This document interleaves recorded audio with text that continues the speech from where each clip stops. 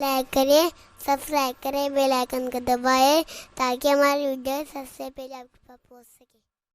حضور صلی اللہ علیہ وسلم نے فرمایا وَالتُّجَّارُ بِالْكِذْبِ،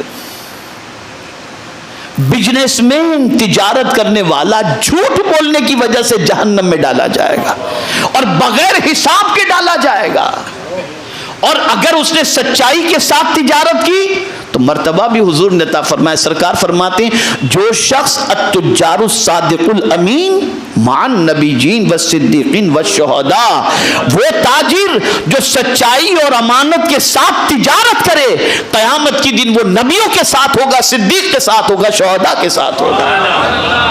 لیکن اگر تجارت میں وہ جھوٹ بولتا ہے تو حضور فرماتے بغیر حساب کے اس کو جہنم میں ڈالا جائے گا۔